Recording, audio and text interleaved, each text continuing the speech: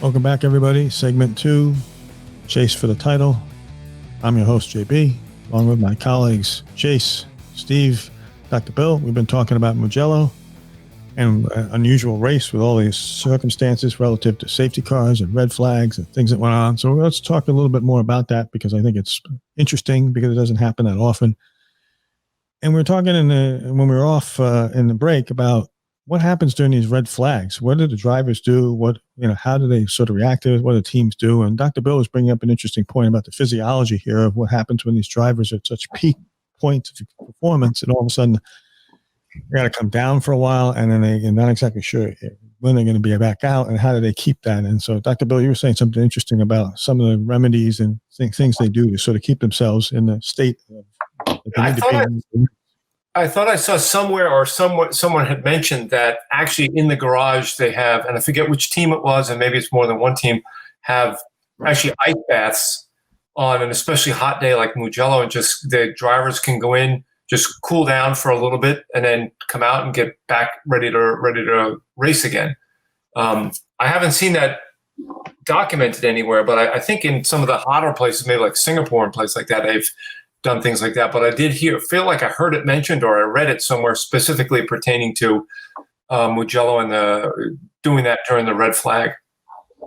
Wow. And what is that from your perspective as a physician, what does that do to the body in terms of? It cools you down. I mean, you're sitting in there, and especially Bottas had mentioned this a couple of races ago in these black suits and really getting pretty hot.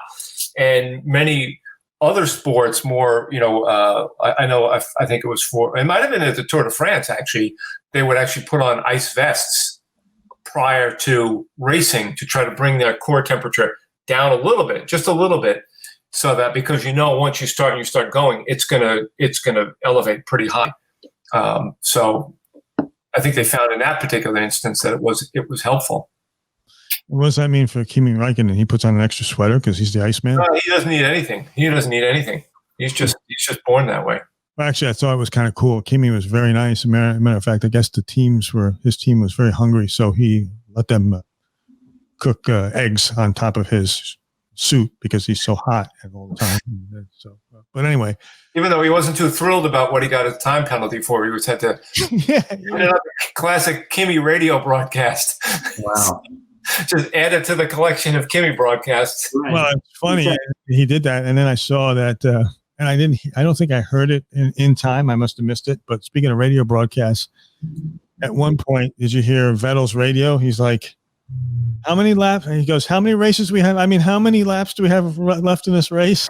And the team's like 14 laps left. Either they didn't want to respond to that, or they was like, he goes, oh, okay, thank you. And then I guess later he kind of apologized, but even he's like a little slip. How long do I have to put up for making $45 million a year to drive for this crappy Ferrari team? I got Aston Martin my future, baby. So Chase, what do you think Gasly's feeling like? Was feeling like on Monday after this debacle. I'm not sure, because there's two ways he can look at this. He can look at this as I was just at the top and then I've just crashed and now I feel terrible. Or maybe he's still riding off of the win at Monza. If I were him, I would be a little disappointed that I crashed out on the first corner into the gravel pit. But at the end of the day, it's not like he really caused that, and you just won an F1 race last week. I'd still be pretty happy about that. So I'm sure he feels a little bit of disappointment, especially wanting to race on a new circuit, but I think he probably is still happy with his race win. Oh, right. Nobody died, fortunately, and basically he lost after winning, but there were worse things in life. So that's a good perspective. And Steve, speaking of perspective, how did the Tifosi feel about the Ferrari after 8th and 10th finishes, respectively, for Leclerc and the boy Vettel this week?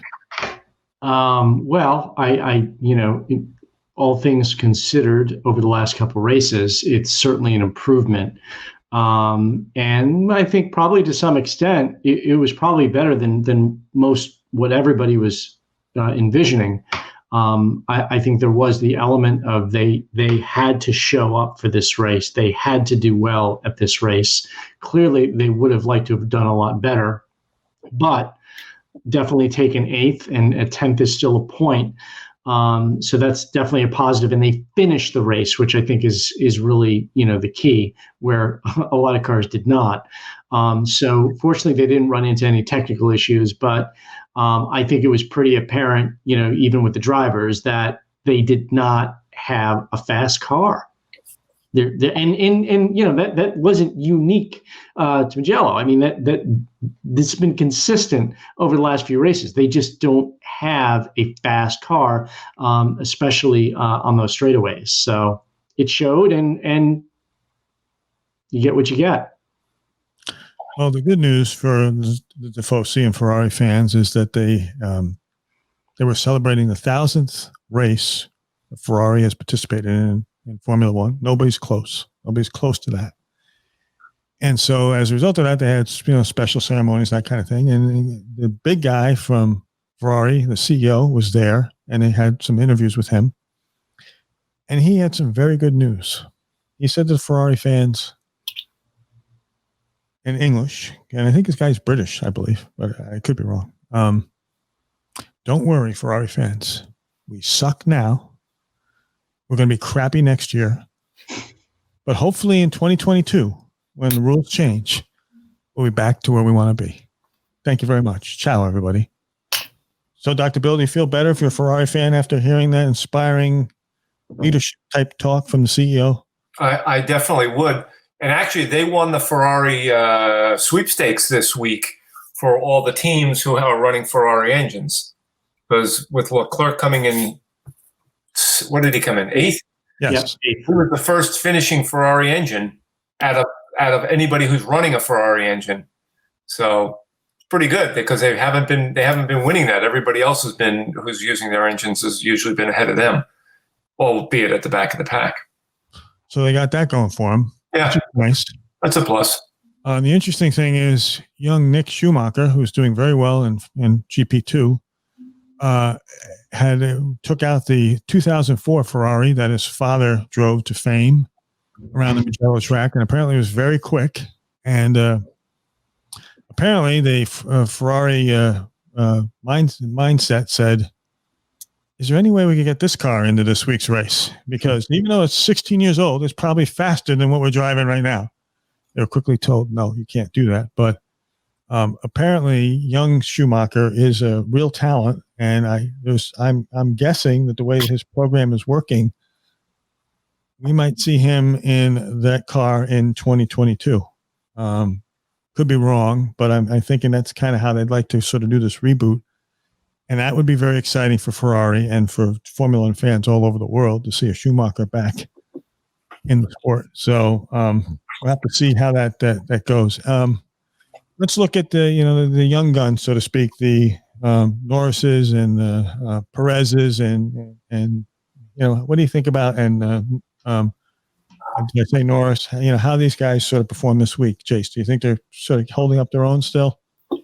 I think Norris kind of said it best after the race. He said that he just kind of stuck in there, made sure he didn't crash, and he finished well. And it seems like that's how it went for a lot of top finishers. I think some of the more unfortunate stories, I think, were Stroll and Russell. Stroll was having a really good race. Right. And then that crash, you could see afterwards that shook him up a little bit. He was changed after that. And is he the one? I forget. Is he the one that hurt his hand when he crashed? That was Sainz. That was Sainz after the safety car. That was pretty scary. Yeah, and then George Russell, who I'm a big fan of, came just shy of his first ever Formula One points. Which was disappointing too. But I think overall, the as you call them, the young guns, did very well this weekend with like Ricciardo finishing 4th And then, most importantly, Albin finishing third with his first podium. Yeah, I mean that was really tremendous for him. I mean that kind of result for Red Bull is, particularly with Verstappen being out, was I guess I have to say they felt that was unexpected. Even though he was quick in qualifying, for him to finish on the podium, I think was just a great result. So if you recall, last week we made some predictions for the race, and we call it Nostradamus. So let's quickly go over what the results were, and then Steve, I'll turn to you to tell me what the point total was for the week, and we can discuss that if there's any controversy, as we've had some controversy in the past. Sure. Well, I will say it was a decent point total. We have at the leaderboard this week, Steve with 10 points. He got correctly the Hamilton returning to his winning ways and getting to the podium. And then also the question around the Leclerc, which one was it? I forget. It was Leclerc. And Gasly finishing no better. The questions were, I can quickly go. Hamilton will finish off the podium again this week. Yep. 15 points. Hamilton returns to winning ways, right? Gasly no better than 6th. Well, when you don't finish, I guess that's not better than 6th. Star is Born. Gasly returns to the podium. No, that didn't happen. Leclerc makes a statement with a 4th place finish in the race. No. And then I think that was it. And both Ferraris failed to make it to qualifying third. Right. Yeah. So it was Gasly no better than 6 because he didn't qualify. So that was a 5-pointer there. So following Steve was Chase with 10 points as well. And then rounding out in third was Bill, Dr. Bill, with a big goose egg. I was still, my heart was still stolen by Gasly. So I guess that's where I let my heart lead me, rather than my rationality. Yeah. Wow, that's disturbing. But hey, listen, this happens. You have emotions. You're a doctor. We understand. You have a good bedside manner. That's why people like you. So that's good.